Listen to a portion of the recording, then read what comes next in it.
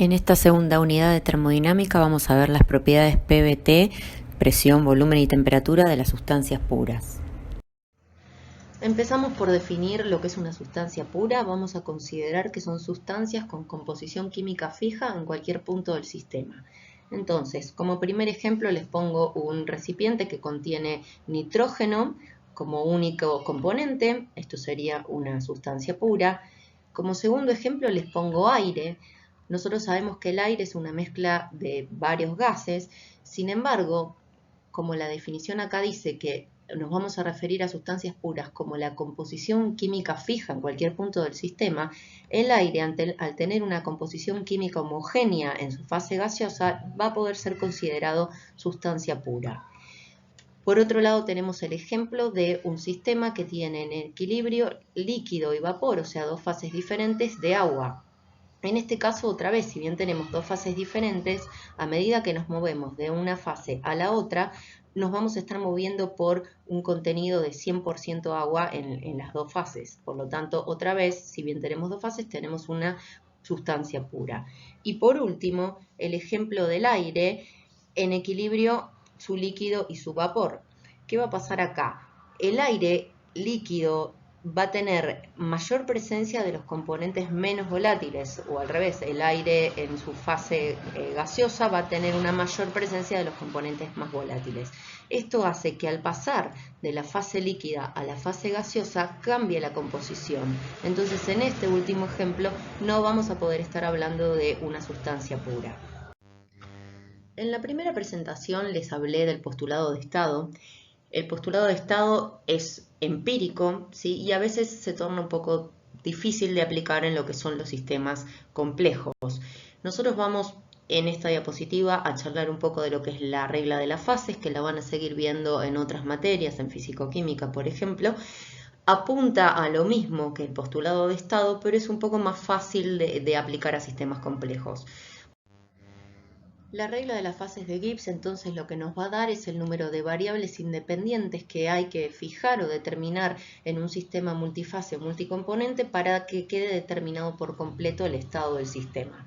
Este número de variables independientes también lo van a encontrar como grados de libertad y va a estar asociado entonces al número de componentes menos el número de fases más 2 menos un número de restricciones que ahora les voy a contar de qué se trata. Les doy tres ejemplos. Para el punto triple de una sustancia, las variables a especificar van a ser 0. Si no tenemos grados de libertad en cuanto sabemos de qué sustancia estamos hablando, queda determinado el punto triple. Para una sustancia pura con un componente y una fase, las variables a especificar son 2. Estos son los ejemplos típicos que vienen viendo hasta ahora de, por ejemplo, un vapor en el cual hay que especificar, por ejemplo, presión y temperatura como variables independientes. Otro ejemplo es el de un componente con dos fases, como el ejemplo de recién de un recipiente con agua en equilibrio, su fase líquida con su fase vapor. Si bien especificando una propiedad intensiva queda determinado el estado del equilibrio, lo que va a quedar determinado en este caso son las propiedades de cada una de las fases. Sin embargo, para determinar el estado completo del sistema hay que determinar otra propiedad que sea independiente. Recuerden que si yo especifico la presión, la temperatura en el estado del equilibrio no es independiente, sino que está directamente ligada con la presión. En el caso de las restricciones es algo que agregamos para ajustar ejemplos como por ejemplo lo que es el punto triple, el punto crítico de una sustancia, ¿sí? En el cual además se tiene que cumplir que la isoterma muestre en ese punto un punto de inflexión, con lo cual la derivada primera y la derivada segunda deberían anularse y esto impone una restricción más al sistema. Ahora bien, ustedes se preguntarán cómo es que fijando una o dos propiedades intensivas independientes, cómo es que quedan las otras propiedades dependientes determinadas. Para eso a lo que se recurre son a las ecuaciones de estado. Como ejemplos de ecuaciones de estado, una que ustedes conocen es la ecuación de gases ideales. Otra herramienta que vincula estas propiedades de cada sustancia son las tablas de equilibrio de líquido-vapor de una sustancia. Como otros ejemplos tenemos ecuaciones de desarrollo virial, ahora vamos a ver, tenemos el principio de los estados correspondientes, que también lo vamos a ver, tenemos ecuaciones cúbicas de estado, que también vamos a estudiar, y tenemos ecuaciones específicas para determinadas sustancias, como por ejemplo para el agua.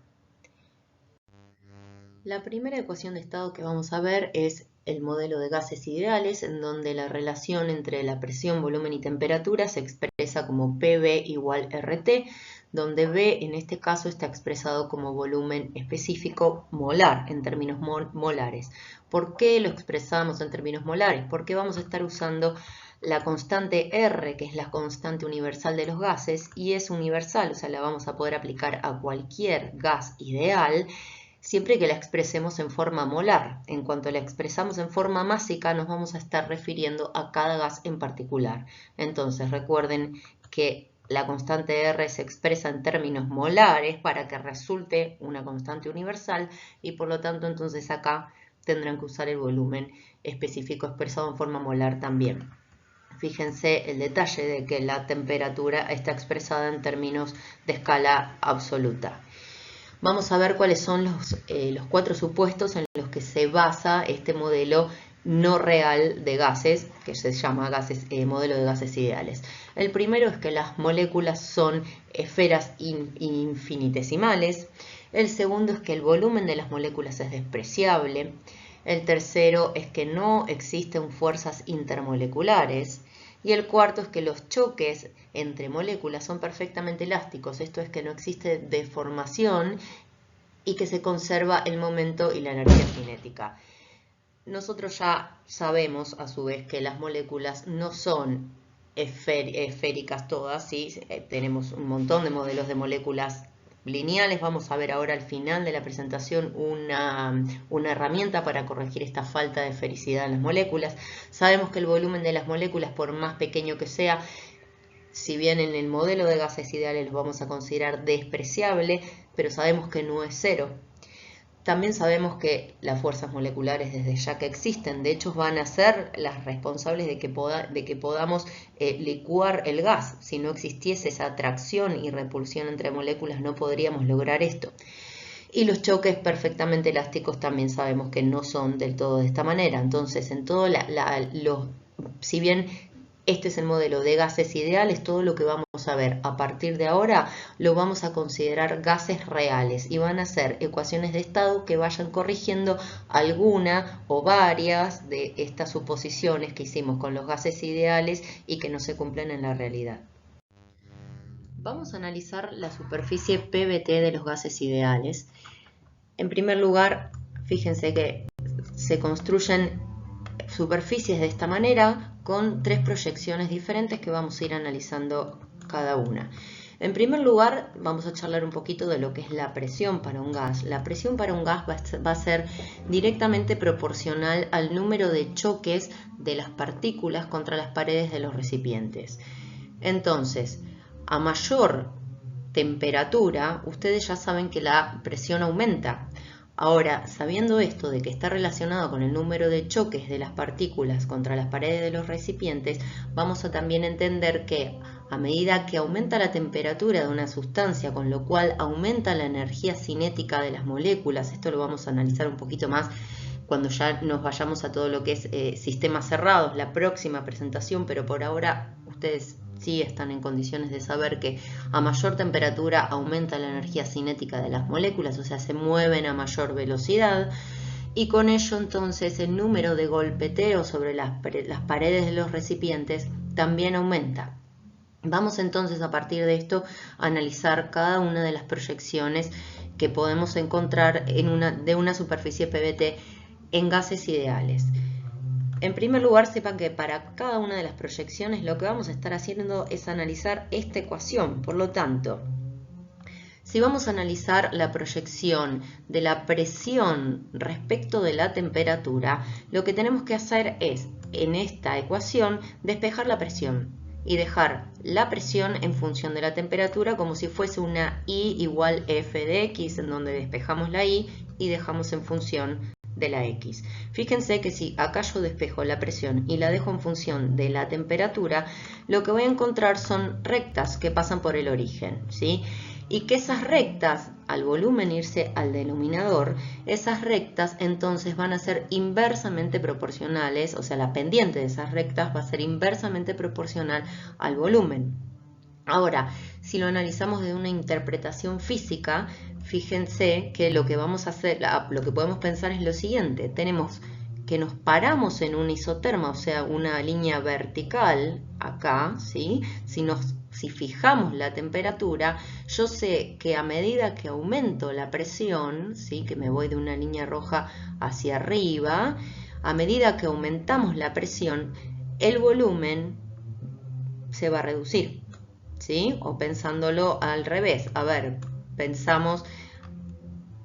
A ver, esa se me escapó. Ahora vamos. Si pensamos en una presión constante, ¿sí? A medida que yo aumento la temperatura, nos movemos por esta horizontal. A medida que aumento la temperatura para una presión constante, el volumen va a aumentar, ¿sí? Por lo tanto, en esta primera proyección lo que tenemos es, por un lado, que las isobaras vamos a llamar a cada una de estas rectas de volumen constante, las isobaras entonces van a tener el sentido del aumento del volumen en esta dirección.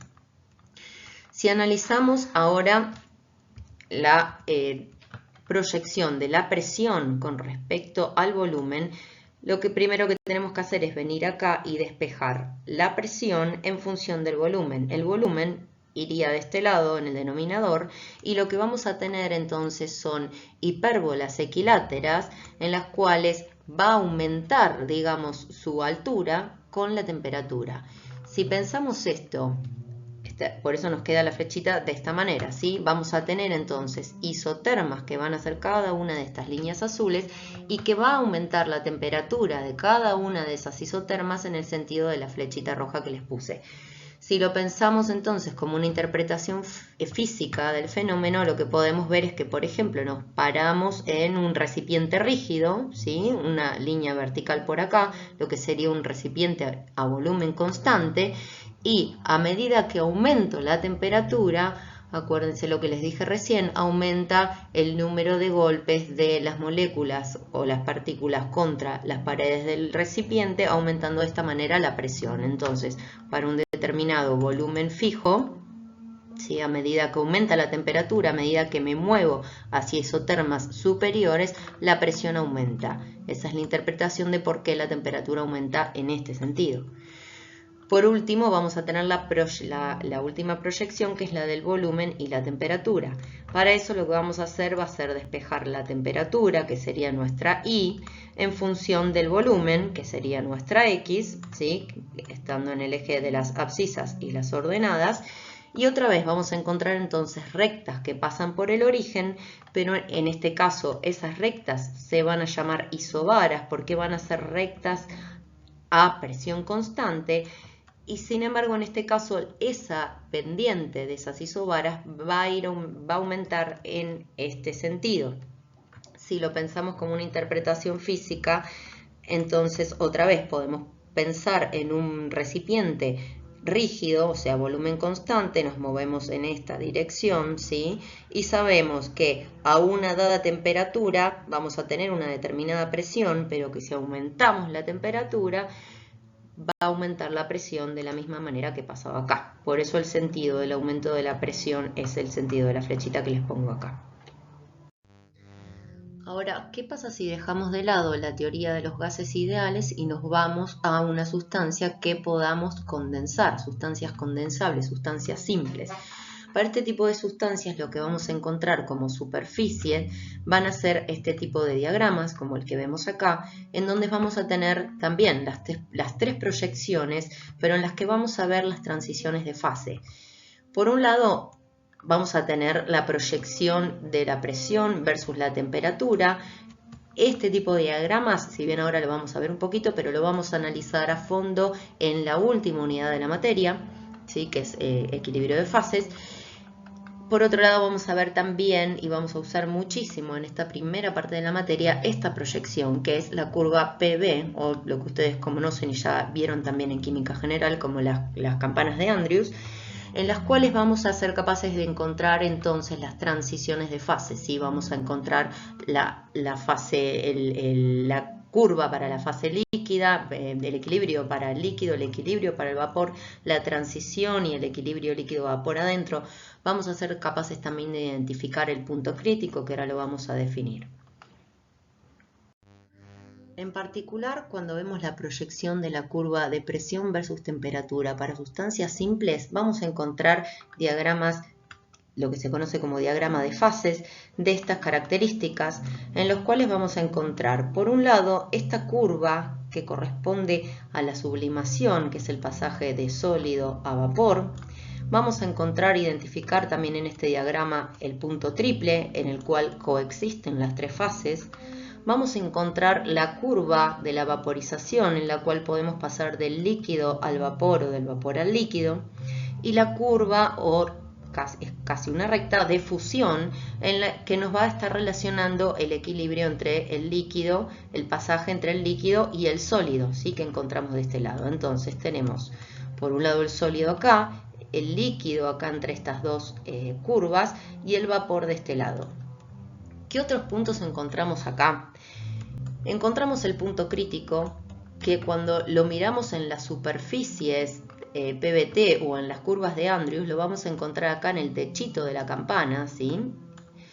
El punto crítico va a estar definido entonces como aquel punto a partir del cual, o sea, va a ser una temperatura a partir de la cual no voy a ser capaz de licuar el vapor, de pasar al líquido mi vapor por aplicar simplemente presión. Entonces, a partir de esta isoterma, que la vamos a denominar temperatura crítica, hacia temperaturas mayores, fíjense que no tengo la capacidad de, por aplicar solamente presión, pasar de una fase a la otra. Ahora vamos a volver sobre lo que es el punto crítico, pero me interesaba que lo vean en este tipo de diagramas primero.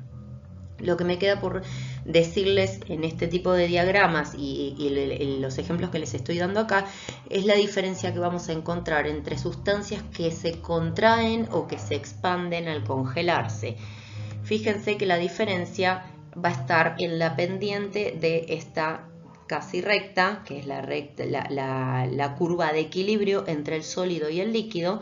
Recuerden que esto lo vamos, como les dije, lo vamos a retomar hacia finales de la materia, pero va a haber una diferencia esencial entre las sustancias que se expanden al congelarse, que si piensan un ratito, la sustancia más conocida que se expande al congelarse es el agua. Justamente recuerden que cuando ponemos agua en el congelador en una botella en forma líquida, cuando vamos a buscar la botella, si la botella era de plástico y tenemos la suerte de que era de plástico, la podemos encontrar deformada, pero esa es la razón también por la cual muchas veces se rompen las botellas de vidrio, ¿sí? Porque el agua líquida, al congelarse, por la estructura cristalina y etcétera, se expande generando una mayor presión en un recipiente rígido, ¿sí?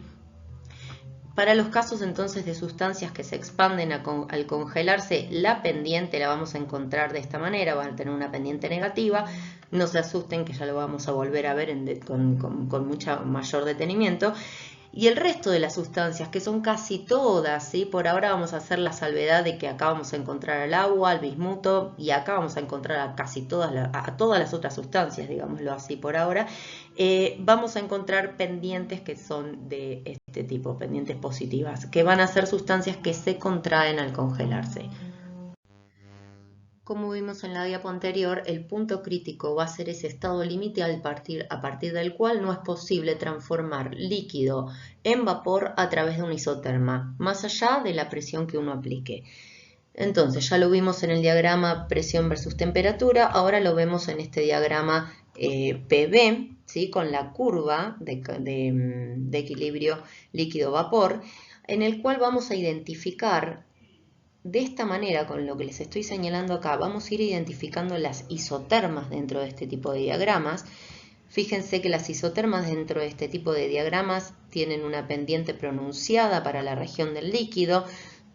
Son horizontales, esto quiere decir que van de la mano con la presión, o sea, en estas líneas horizontales tenemos que tanto la presión como la temperatura se mantienen constantes a medida que aumenta el volumen.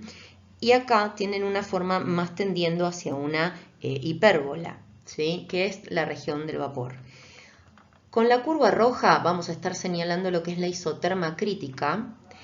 La isoterma crítica entonces es la que nos va a determinar esta definición que dimos acá. Y con el punto C nos vamos a referir al punto crítico. El punto crítico entonces va a ser un punto único para cada sustancia y va a estar identificado con un volumen específico del líquido y un volumen específico del vapor que van a coincidir en ese punto C y lo vamos a llamar volumen C o volumen crítico, ¿sí? En ese mismo punto vamos a encontrar que la temperatura es la temperatura crítica y la presión es la presión crítica, por supuesto. Entonces, para cada sustancia vamos a encontrar que este conjunto de valores para sus propiedades van a ser únicos e irrepetibles: presión crítica, temperatura crítica y volumen crítico. ¿Qué va a pasar a nivel matemático? ¿Se acuerdan que recién cuando hablé del diagrama de fases dije que en el punto crítico había una restricción matemática? Esa restricción matemática es que la isoterma crítica en el punto crítico lo que presenta es un punto de inflexión. Recuerden que los puntos de inflexión se caracterizan por ser puntos en los cuales la primera derivada se anula y la segunda derivada en ese mismo punto se anula también. Entonces, lo que vamos a estar mirando son las curvas de presión, volumen, o sea, estas mismas curvas para una dada temperatura, y esa temperatura en la cual se va a cumplir todo esto va a ser la temperatura crítica. Para que además se cumpla esta condición y esta otra condición, vamos a tener que estar necesariamente parados en este punto C, que es el punto crítico. Entonces, por último, definimos también la diferencia entre vapor y gas. Vamos a decir que vapor son los fluidos gaseosos por debajo de la temperatura crítica, entonces son fluidos que pueden ser condensados a temperatura constante. Cuando estamos por encima de la temperatura crítica, cuando además de comprimir necesitamos también modificar la temperatura para lograr la condensación, los vamos a denominar gases. Vamos a hacer un paréntesis para que no se aburran y vamos a hacer un pequeño repaso de lo que es el diagrama de equilibrio, ¿sí? Líquido-vapor de una sustancia simple. Voy a usar este mismo diagrama que acabamos de ver recién porque ya tenemos identificados varios puntos. Las isotermas ya las vimos, ¿sí? Fíjense que son estas curvas, todas las curvas que les marqué acá son isotermas, tienen una pendiente bien pronunciada para la región del líquido. Adentro de la campana vamos a encontrar la región líquido-vapor, en la cual la isoterma va de la mano con la isobara también, ¿sí? Son la presión y la temperatura se mantienen constantes en lo que es la transición de fase. Y después afuera de la campana, las curvas de temperatura, o sea, estas isotermas, vuelven a tener una pendiente, pero más parecidas a las hipérbolas, esas que vimos para lo que son los gases, ¿sí? Entonces, por un lado tenemos, de este lado vamos a ubicar al líquido, de este lado vamos a ubicar al vapor, y adentro de esta campana que les marqué acá con línea punteada, vamos a encontrar lo que es el equilibrio líquido-vapor. Sobre las curvas punteadas, o sea, sobre la campana, de este lado lo que vamos a encontrar es la curva de saturación del líquido y de este lado la curva de saturación del vapor. Entonces, cualquier estado que caiga sobre esta curva de saturación del vapor va a ser vapor saturado. Cualquier estado que caiga sobre esta curva de saturación del líquido va a ser líquido saturado. Cualquier estado que caiga entre los dos estados de saturación va a ser una mezcla líquido-vapor. Van a encontrar que existen determinadas zonas de equilibrio metaestable en los cuales adentro de la campana es posible encontrar una fase única, pero nosotros no nos vamos a detener en eso. Nosotros vamos a considerar que siempre que estemos adentro de la campana de equilibrio líquido-vapor vamos a estar en coexistencia de ambas fases. Entonces, por un lado, partimos de la curva de equilibrio del líquido saturado. En este punto consideramos que el título de vapor, acuérdense que el título del vapor es la masa de vapor sobre la masa total. El título del vapor acá es 0 porque asumimos que no hay masa de la sustancia en la fase vapor. A medida que nos movemos por la isobara que adentro de la campana también es la isoterma, esa fracción de vapor, ¿sí?, va a ir aumentando, porque va a ir aumentando la masa que pasa a la fase vapor. Va a ir aumentando desde 0 entonces hasta llegar al 100%, o sea, hasta que esa fracción es 1. Esa fracción va a ser 1 justamente acá, en la curva de saturación del vapor. En el medio entonces tenemos una transición de 0 a 1 por ese camino. Por otro lado, ¿qué pasa con la zona del líquido? ¿Cómo sé si estoy hablando de un líquido, si un líquido es comprimido o lo que es lo mismo, si un líquido es subenfriado? Fíjense que nosotros podemos estar a una determinada temperatura, ¿sí? Esta es una línea de temperatura, una isoterma. Si yo por esta temperatura constante, que es la temperatura verde, ¿sí?, lo someto a mi líquido a una presión un poquito mayor y me voy, en vez de acá, acá, entonces, como la palabra lo dice, estoy a una presión mayor, tengo un líquido, por lo tanto, lo que tengo es un líquido comprimido, ¿sí? Pensarlo como líquido subenfriado en vez de comprimido es simplemente pensarlo diferente, pero el estado es el mismo. Simplemente lo pensamos diferente porque lo planteamos de esta manera. Me sitúo en una dada presión, por ejemplo, en esta presión, yo sé que a esta presión la saturación del líquido la encontraría acá, ¿sí? Pero ¿qué pasa si me muevo hacia temperaturas inferiores? Fíjense que la temperatura negra es una temperatura superior a la temperatura verde, ¿sí? Es una isoterma superior de mayor temperatura que la isoterma verde, por lo mismo que charlamos antes de hacia qué sentido aumentaba la temperatura de las isotermas justamente. Entonces, si me estoy moviendo por una isobara, me sitúo a una determinada presión, sé que a esa presión la saturación la encuentro en este punto en el que estoy en este momento. ¿Qué pasa si estoy a esa misma presión, o sea, me muevo por esta horizontal, pero a una temperatura menor? Fíjense que en esta curva negra la temperatura es un poquito menor, o sea, la isoterma que pasa por ahí es menor que la isoterma que pasaba por el punto en donde me encontraba recién. Mismo si ahora me muevo hacia una temperatura un poquito menor aún, que me voy a la temperatura verde, ¿sí? En este caso, entonces, al estar por fuera de la campana en la región líquida, si pensando en una dada presión, pero encontrando que estamos a temperaturas inferiores que lo que es la temperatura de equilibrio, vamos a considerar que estamos en líquido subenfriado. Como les acabo de decir, fíjense que la región es la misma, son todos los estados que están por debajo de la saturación, ¿sí? Si lo pensamos, nos paramos en la presión. Para pensarlo, vamos a considerar que nuestro líquido está más frío de lo que debiese estar para estar saturado. Si nos paramos en una isoterma, vamos a pensar que nuestro líquido está más comprimido que lo que debiese estar para estar en el equilibrio de la saturación del líquido. Por otro lado, para el vapor es más fácil de ubicar, ¿sí? Más fácil de pensarlo. Todo lo que no sea vapor saturado, o sea, por ejemplo, para una determinada presión vamos a considerar esta línea de presión que acá adentro es la presión amarilla, ¿sí? Acá tenemos el vapor saturado. Si yo me sigo moviendo a la misma presión, estoy tratando de hacer una línea horizontal, ¿sí? Con el puntero. Si me sigo moviendo a la misma presión, pero voy hacia temperaturas mayores, estoy de hecho en la región de vapor y estoy por conclusión en una región de vapor sobrecalentado, ¿sí? El vapor saturado está acá. ¿Qué pasa si a la misma presión el vapor lo caliento un poquito más? Estoy en la zona de vapor sobrecalentado.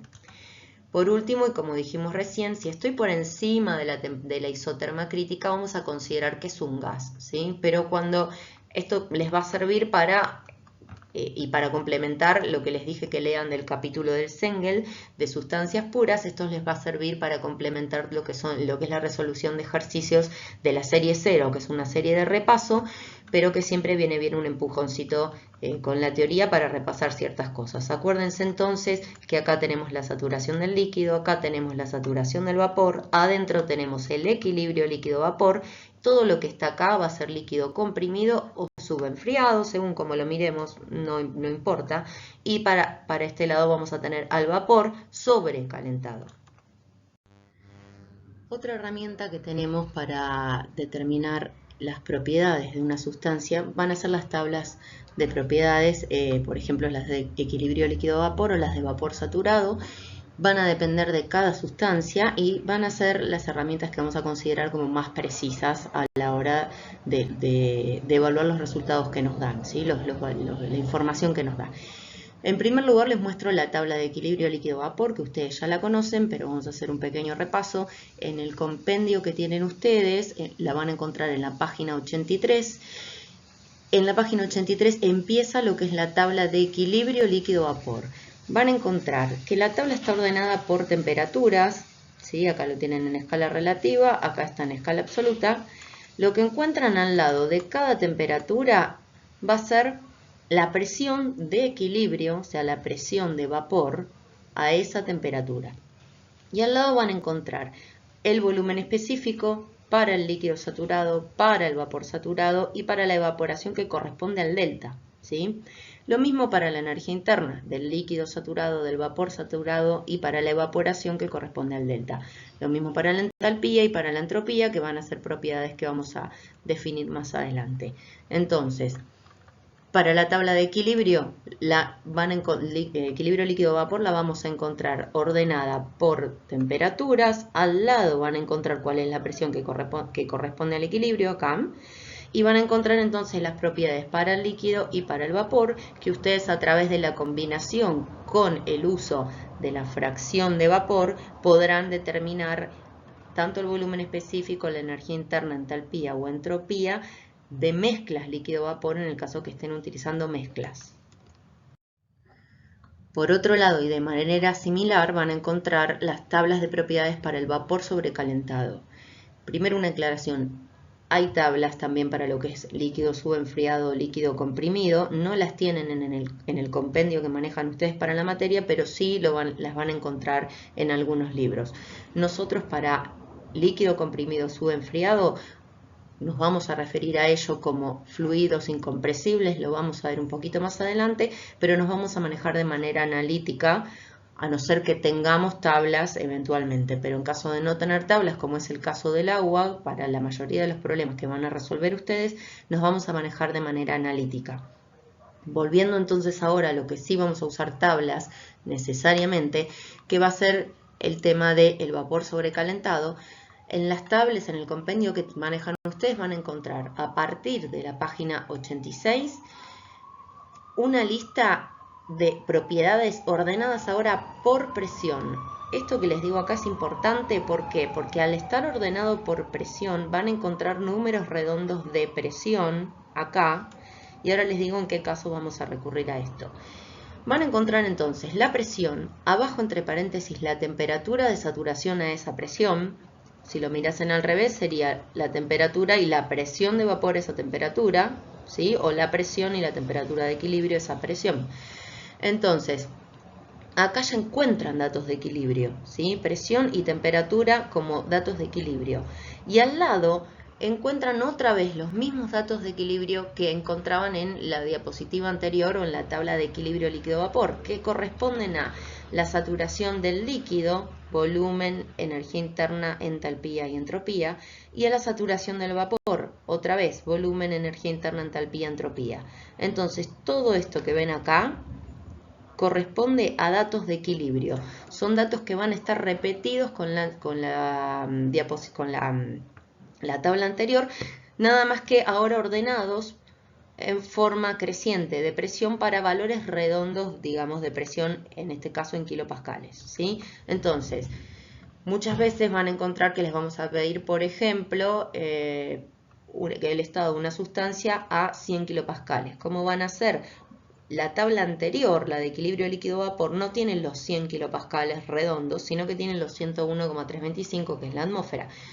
En esta tabla van a encontrar los 100 kilopascales redondos. Entonces se los digo como dato porque es una herramienta para que no tengan que hacer una interpolación cuando tienen los mismos valores acá, ¿sí? Entonces, si buscan 100 kilopascales, vienen acá, leen la temperatura de equilibrio y leen las propiedades. A partir de eso, a partir del equilibrio, van a encontrar entonces las condiciones de sobrecalentamiento del vapor. Fíjense que, por ejemplo, acá encontramos que tenemos 45,8 grados de temperatura de equilibrio y ya a 75 grados, que es lo que tenemos acá, ya tenemos un vapor sobrecalentado, por lo tanto todas las condiciones que encuentran acá corresponden a la fase vapor, desde ya que acá tienen fase vapor, no hay líquido, ¿sí? A esta presión. Fíjense, por ejemplo, en este otro ejemplo, a 40 kilopascales, que la temperatura de equilibrio es 75,89, para 75 grados no van a tener datos. ¿Por qué? Porque a 75 grados nos fuimos del otro lado de la campana. Fíjense que 75,89 tenemos equilibrio líquido-vapor, pero una temperatura un poquito menor a esa misma presión, lo que tenemos va a ser un líquido subenfriado. A una temperatura un poquito mayor que esto ya nos estamos moviendo para lo que es la zona de vapor sobrecalentado, y ahí sí van a encontrar entonces para temperaturas ordenadas en forma creciente. Si tuviesen que buscar el valor para, por ejemplo, 40 kilopascales y 80 grados centígrados, lo que van a hacer va a ser una interpolación lineal entre el valor que leen acá, que es el primero que aparece para el sobrecalentado, 100, y el valor, el último valor que encuentran, que va a ser acá la condición de saturación del vapor, ¿sí? En ese caso van a hacer la interpolación entre este punto y este punto. Para cualquier otro caso, la interpolación, por ejemplo, si buscan para 135 grados centígrados, la interpolación la harán entre lo que leen en esta columna y en esta columna. Bueno, ahora nos metemos en el mundo de las ecuaciones cúbicas de estado. Se llaman ecuaciones cúbicas porque lo que nos dan es una ecuación de grado 3 en lo que es volumen, relacionando la presión, el volumen y la temperatura. A partir de representar las isotermas a través de estas ecuaciones cúbicas, lo que obtendríamos son estas curvas que les marco acá de esta manera, ¿sí? Con esta forma, que a medida que nos vamos acercando hacia la isoterma crítica se van achatando cada vez más hasta llegar a esta forma que ven acá, que es la isoterma crítica, en la cual en el punto C, como ya vimos, presenta un punto de inflexión. Por lo tanto, sabemos que la ecuación de estado en ese punto debería responder de manera de que la primera y la segunda derivada en el punto C se anulen. Más allá de eso, las curvas, más allá de esa temperatura, las curvas se achatan un poquito más y vamos a obtener curvas de esta forma, como la que vemos como la temperatura 1. ¿Qué pasa cuando entonces, teniendo la información de una ecuación cúbica de estado, hacemos corresponder con la temperatura una determinada temperatura, como por ejemplo lo que sería acá la T2? O sea, reemplazamos en nuestra ecuación la temperatura con la temperatura 2. Si además le imponemos una presión conocida, por ejemplo esta isobara que les marco acá en amarillo, lo que vamos a obtener van a ser 3 respuestas de volumen, porque es una ecuación cúbica en volumen, ¿sí? Esas 3 respuestas de volumen van a encontrar que en algunos casos van a tener una respuesta real y 2 respuestas conjugadas complejas. En otros casos van a tener 3 respuestas reales y en otros casos, particularmente en el punto crítico, lo que vamos a obtener va a ser 3 respuestas idénticas reales, o sea, 3 respuestas que coinciden, serían 3 raíces que coinciden, ¿sí? ¿Cómo sería la interpretación? Si yo en una ecuación cúbica reemplazo con una determinada temperatura y una determinada presión, el volumen que obtenga, que le vamos a dar sentido físico y que vamos a usar a lo largo de la materia, va a ser el volumen o bien el real, en el caso que obtengamos 2 raíces, además 2 raíces complejas, o bien el mayor volumen que obtengamos, que nos va a estar hablando de lo que es la fase gaseosa, ¿sí? Entonces, en ese caso nos quedaríamos con ese valor que nos va a estar representando la fase gaseosa. Recuerden que, por supuesto, también con estas ecuaciones cúbicas vamos a poder estar utilizándolas para entrar con un determinado valor de volumen, o sea, con un isocora, y hacer una intersección, o sea, reemplazar ese volumen en nuestra ecuación junto con, por ejemplo, el valor de la temperatura 2 para obtener el valor de la presión que nos daría como respuesta a esta ecuación cúbica. Lo mismo al revés, podemos entrar con volumen y presión y obtener la temperatura. El caso más complejo es cuando lo que buscamos es obtener el volumen porque, como ya les digo, nos queda una ecuación cúbica. La interpretación, entonces, como ya les dije, cuando intersectamos una isoterma con una isobara cualquiera, nos vamos a quedar con el valor, con el mayor valor que obtengamos de volumen y vamos a decir que eso es lo que representa la fase gaseosa, ¿sí? ¿Qué pasa si le impongo una restricción más? Esa restricción sería el ejemplo de qué pasa si a esa temperatura 2 le impongo que además la presión que estoy evaluando es la presión de equilibrio a esa temperatura 2, ¿sí? En ese caso, podremos hacer una interpretación física de los tres valores que obtenemos, de los tres valores reales que obtenemos como respuesta para el volumen, porque las ecuaciones cúbicas responden bastante bien, o por lo menos buscan responder bastante bien como modelo teórico, a el volumen de la fase condensada, lo que sería el volumen del líquido, y al volumen del gas en la saturación, el volumen del vapor, ¿sí? Esto por un lado. Por otro lado, vamos a pensar qué pasa con esa isoterma, o sea, con esta respuesta de las ecuaciones cúbicas en lo que es la zona de adentro de la campana, en caso que estemos analizando una dada isoterma y su presión de equilibrio.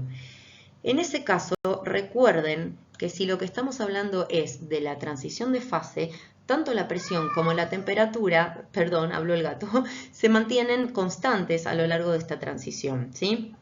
Por lo tanto, esta curva que ustedes ven acá, como con esta oscilación que vemos acá, no va a ser representativa del cambio de fase. Por último, ¿qué van a estar representando estos puntos 2, 3 y 4? El punto 2 es un mínimo local, el punto 4 es un máximo local. Bueno, después de esta interrupción, espero que sepan disculpar, retomo. Les estaba contando que del punto 2 al punto 4, que los determinamos como mínimos y máximos locales en las inmediaciones de cada punto, ¿sí? Lo que pasa en esta zona es algo que vamos a denominar como una zona inestable. Fíjense que lo que representa esta isoterma es una zona en la cual la presión aumenta a medida que aumenta el volumen del sistema también. Y nosotros sabemos que esto es mecánicamente inestable. Por lo tanto, del punto 2 al punto 4 vamos a considerar una zona a la que no se va a poder llegar a través, o sea, estas ecuaciones no la van a poder representar, ¿sí? Por último, ¿qué pasa si lo que hacemos es la intersección con la isoterma crítica, ¿sí? Y la presión crítica? En ese punto lo que vamos a obtener va a ser una raíz triple, como les dije antes, en la cual el volumen que obtenemos como respuesta es el volumen crítico. Entonces, además de que en ese punto se cumple la condición de que la primera derivada es 0 y la segunda derivada es 0 al reemplazar por los valores críticos, cuando utilizamos la ecuación de estado cúbica tal como viene y para buscar el volumen, lo que obtenemos son tres raíces iguales y coincidentes. La ecuación cúbica de estado que vamos a ver con mayor detenimiento es la ecuación de Van der Waals. Responde a un modelo teórico que se puede demostrar y que nos impone una relación entre las propiedades intensivas PBT que responde a esta ecuación que vemos acá, ¿sí? Lo que hace es corregir, por un lado, o sea, lo que hace es corregir dos de los supuestos que hicimos para el gas ideal, que dijimos que en la realidad se alejaban de ese comportamiento. Entonces, el primero que corrige es el tema de que el volumen de las moléculas no es despreciable, sino que es un volumen finito el que ocupa cada molécula, y lo corrige agregando este factor que se conoce como covolumen, B, ¿sí? Y piensa en lo siguiente: si la presión de un sistema es lo suficientemente alta, entonces lo que obtendríamos es un volumen que tiende a cero. O sea, a medida que aumentamos la presión, a medida que acercamos las moléculas entre sí, el volumen para un gas ideal, o sea, olvidándonos por ahora de este término de covolumen que agregamos acá, para un gas ideal, esto teóricamente respondería haciendo tender el volumen del sistema a cero, ¿sí? Ahora, nosotros sabiendo que el volumen de las moléculas es finito y es apreciable por más que sea muy chico en comparación con el volumen de un recipiente, ¿qué pasa? Cuando nosotros hacemos tender la presión a valores elevados y que este término se reduzca, nos queda como que empieza a tomar más relevancia este término B, que es el covolumen y es el que corrige, por lo tanto, al modelo de Van der Waals con respecto al modelo ideal.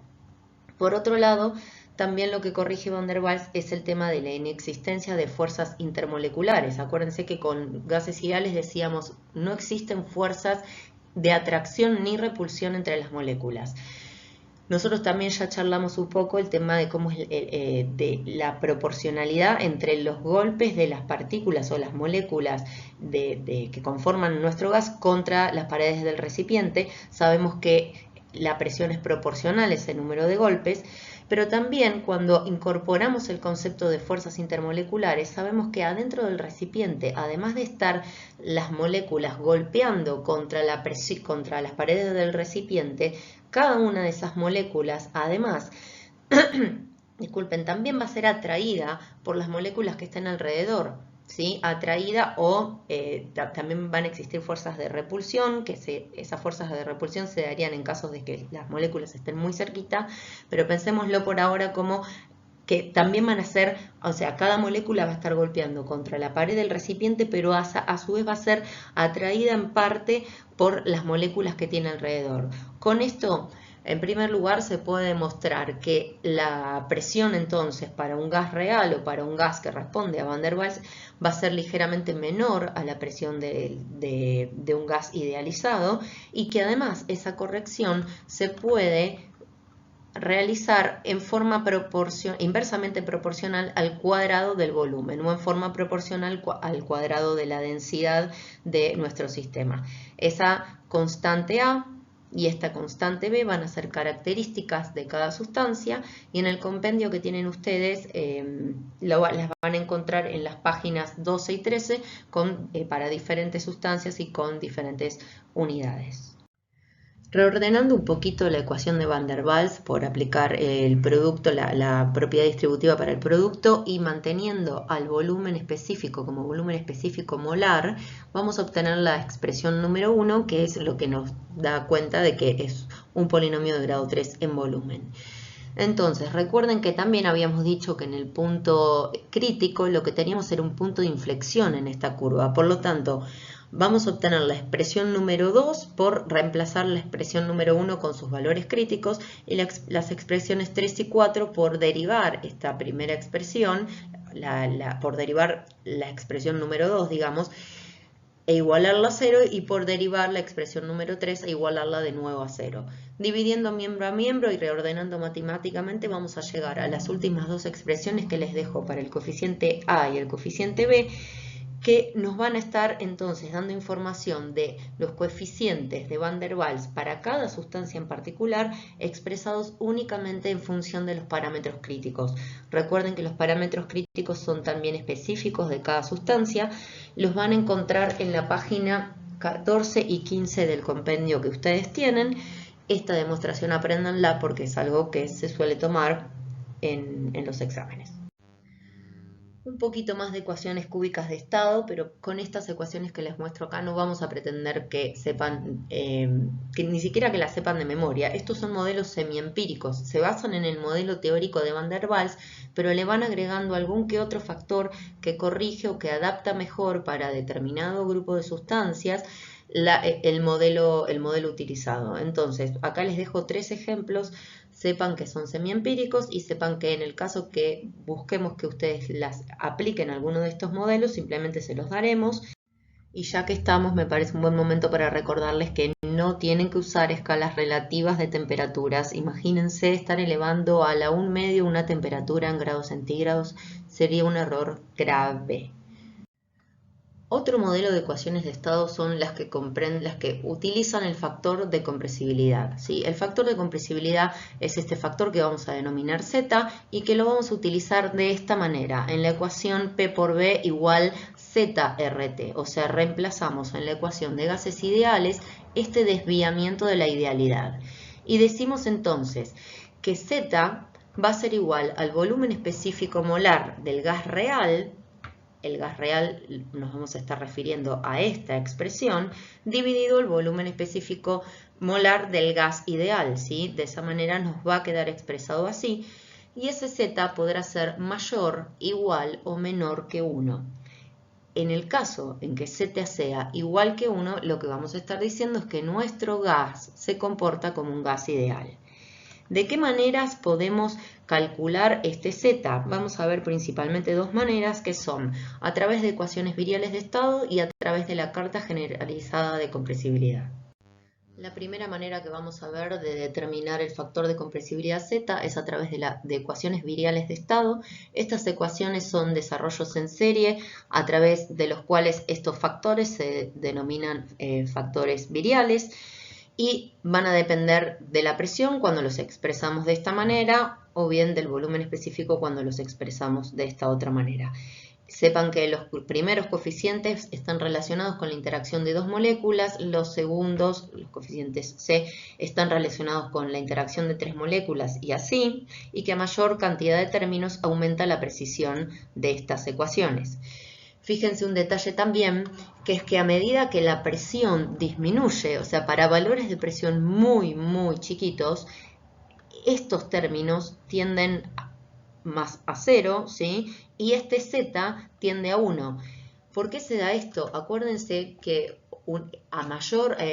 cuanto las presiones más se acercan a 0, más alejadas van a estar las moléculas entre sí, con lo cual las fuerzas intermoleculares pierden importancia y de alguna manera nos podemos acercar un poquito más a ese comportamiento ideal de los gases, ¿sí? En donde las fuerzas intermoleculares no tienen influencia. Por lo tanto, a presiones muy, muy bajas, este Z va a tender a 1 y vamos a poder decir que cuando estamos trabajando a presiones muy bajas, podemos asimilar el comportamiento de un gas al comportamiento de un gas ideal.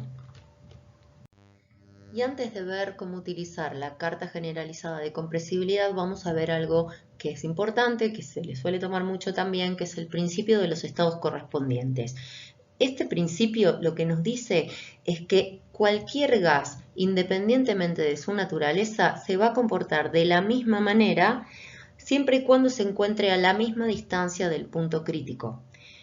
Dicho de otra manera, a nosotros lo que nos interesa es saber si estamos al doble de la temperatura crítica, en la presión crítica, a la mitad de la presión crítica, etc. Nos interesa saber a qué distancia del punto crítico se encuentra el gas, y dos gases que se encuentran a la misma distancia del punto crítico se van a comportar respecto de la desviación de la idealidad, se van a comportar de la misma manera.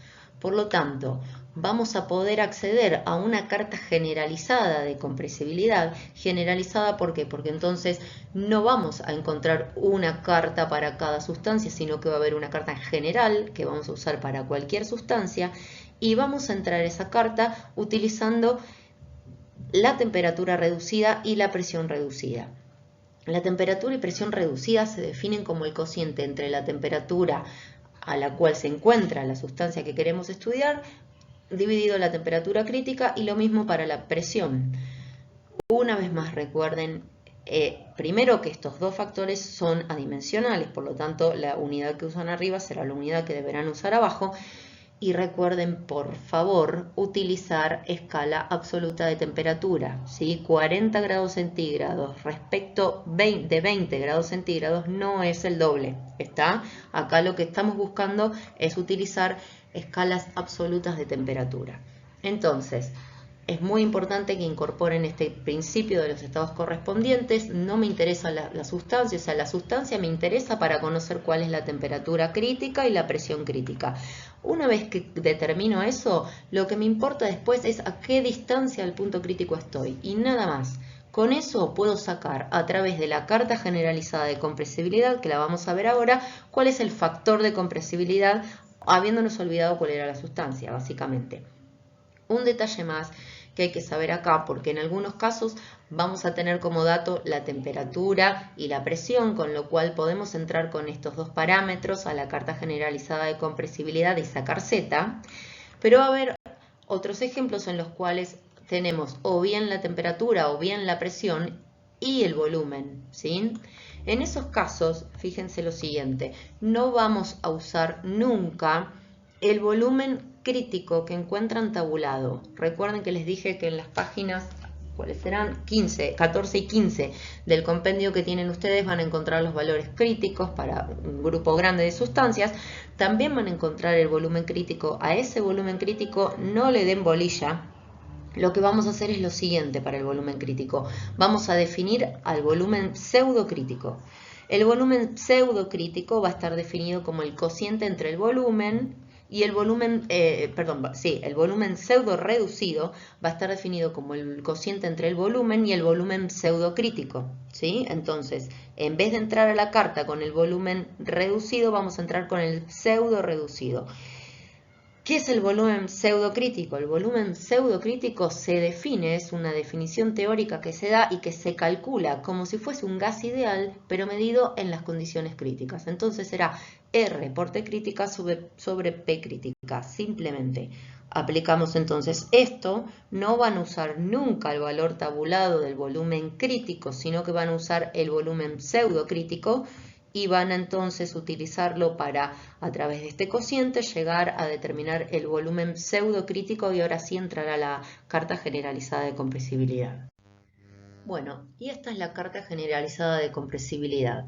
Ustedes la van a encontrar en el compendio en forma completa, llegando hasta una presión de aproximadamente 40, una presión reducida de aproximadamente 40, en una página que no encuentro yo en mi compendio, pero que creo que era algo así como la 23 bis. Sí, también sepan que van a encontrar en su compendio determinadas ampliaciones por sectores de esta carta generalizada, ¿sí? Van a encontrar en la página 21 una ampliación de la presión reducida yendo de 0 a 10, que es esta que les muestro acá. Una versión de la presión reducida yendo de 10 a 40, o sea, lo que continuaría a partir de acá hacia adelante, ¿sí? Y en la página 20 van a encontrar primero una ampliación, o sea, abajo, una ampliación en la parte que va de 0 a 1 para la presión reducida, lo que sería esta partecita de acá, ¿sí? Esta ampliación. Y van a encontrar también una ampliación para la presión reducida que va de 0 a 0,1, o sea, esta partecita de acá, ¿sí? Eso en primer lugar.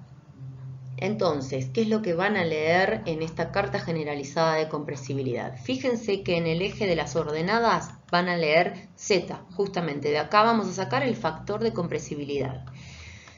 En el eje de las abscisas vamos a encontrar la presión reducida, que va a ser lo más fácil. Si nosotros tenemos que resolver un ejercicio contando con la presión reducida como dato, va a ser lo más fácil porque podemos entrar y en forma vertical buscar la intersección o bien con la temperatura reducida, que van a ser estas líneas llenas, o bien con el volumen pseudo reducido, que van a ser estas líneas punteadas. Acuérdense que este es el volumen pseudo reducido, otra vez, como les dije recién, ¿sí? Entonces, probablemente vayan a entrar con la presión, intersectar con la temperatura reducida y a partir de eso leer en forma horizontal el factor de compresibilidad. ¿Qué pasa y por qué vemos esta forma en la carta generalizada de compresibilidad?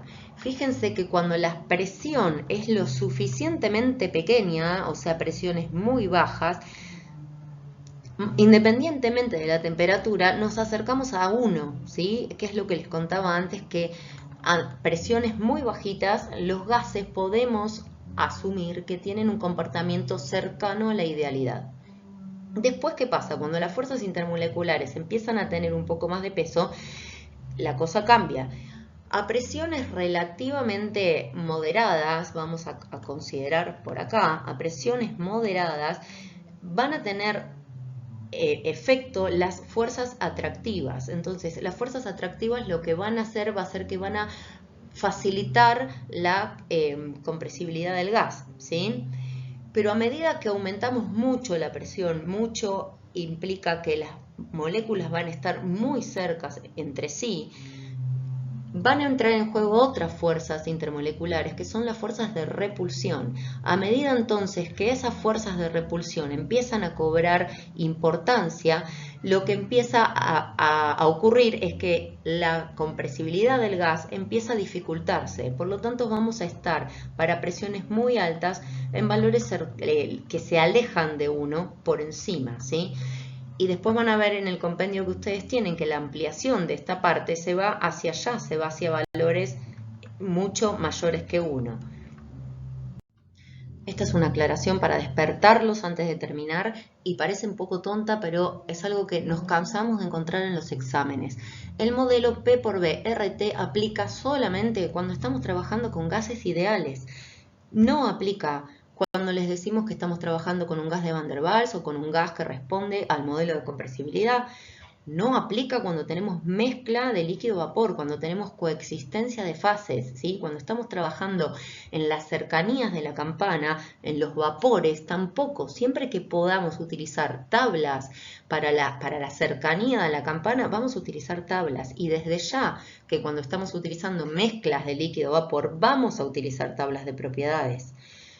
El modelo de gases ideales no aplica a líquidos, desde ya que un líquido no es un gas. Sé que parece tonta la aclaración, pero quizás uno por hacerlo en forma automática termina aplicando P por BRT para líquidos. Los líquidos, desde ya, que no cumplen ninguna de todas las suposiciones que hicimos para decir que una sustancia se comporta como un gas ideal, y mucho menos los sólidos, ¿sí? Así que, ojo, solamente P por B, RT vale cuando estamos hablando de gases ideales. ¿Cuándo vamos a poder decir que estamos trabajando con gases ideales? En general se van a dar cuenta que o bien a muy bajas presiones, o bien con moléculas simples, con nitrógeno, con hidrógeno, aire, oxígeno, metano. ¿Sí? Con el general de los ejercicios que vamos a ir resolviendo van a poder aplicar el modelo de gases ideales, a no ser que les avisemos que resuelvan de alguna manera diferente, que resuelvan aplicando Van der Waals, que resuelvan aplicando Z, ¿sí? O, por ejemplo, en la guía 1 tienen un ejemplo de un problema en el cual tienen un recipiente en donde coexisten el nitrógeno en su forma líquida y en su forma vapor. Entonces, el nitrógeno, si bien en las condiciones atmosféricas normales lo vemos, está muy lejos de su estado crítico, en ese ejercicio coexisten las dos fases, por lo tanto van a tener que utilizar la tabla de vapor del nitrógeno para poder resolverlo. Otra aclaración importante. El factor de compresibilidad depende de las condiciones, por lo tanto, si tienen un ejercicio que les dice que se parte de un punto de equilibrio, de un estado de equilibrio 1, en condiciones 1, y se pasa a través de un proceso a un estado de equilibrio final, que denominaremos 2, por ejemplo, en cuanto cambiaron las condiciones, cambió Z. Por lo tanto, cuando tengan ejercicios de este estilo, cuiden siempre de no repetir el Z que usaron en las condiciones iniciales, no las repitan cuando cambiaron las condiciones. Si cambió la temperatura, la presión o el volumen, tienen que volver a hacer todo el proceso y encontrar un Z nuevo que identifique ese nuevo estado. Bueno, por último vamos a ver el factor acéntrico de Pitzer. En la práctica se observan desviaciones respecto del principio de los estados correspondientes, excepto para algunos fluidos, para algunos gases nobles, que son los que les pongo acá. Entonces, el factor acéntrico lo que hace es introducir un tercer parámetro que se define en función de la presión de vapor de la sustancia. ¿Qué hace esta corrección? Lo que hace es corregir la falta de esfericidad de la molécula, interacciones dipolo-dipolo y puentes de hidrógeno. La explicación es un poco intrincada, pero tengan paciencia porque la aplicación del factor acéntrico es muy simple. Así que vamos a empezar con lo que es la explicación. Primero, se parte de que el logaritmo de la presión de vapor de una sustancia es aproximadamente lineal a la recíproca de la temperatura absoluta. Traducimos. El logaritmo de la presión de vapor, de la presión reducida de saturación, esto es, el logaritmo de la presión de vapor a una determinada temperatura dividido la temperatura crítica, ¿sí?, es igual a una constante A, que ahora la vamos a charlar, por 1 sobre la recíproca de la temperatura reducida, que es simplemente 1 sobre la temperatura reducida. Se observó que el logaritmo de la presión de vapor reducida a la temperatura T es igual a -1 cuando la temperatura reducida es 0,7 solamente para el argón, el criptón y el xenón. Entonces, vamos a mirar un poquito este gráfico. Fíjense que cuando la temperatura reducida es 0,7, la recíproca 1 dividido ese valor da alrededor de 1,43. O sea, nos moveríamos por este eje de las abscisas a través de esta vertical, ¿sí? Y encontramos que solamente para estos tres gases nobles, el logaritmo da -1, solamente para estos tres gases nobles, encontrando que la pendiente en ese caso es -2,3. Ahora, para otros gases, y cuanto más compleja es la molécula, más esta línea se empieza a mover, ¿sí? Con lo cual, acá les doy un ejemplo, la pendiente para el octano, que es una molécula larga, que la pendiente es -3,2, con lo cual se aleja bastante de este comportamiento que según el principio de los estados correspondientes debiera ser homogéneo para cualquier gas, ¿sí? Entonces, lo que se hace con este factor acéntrico es seguir aceptando ese principio de los estados correspondientes, pero se le agrega un factor más de corrección, y es el siguiente.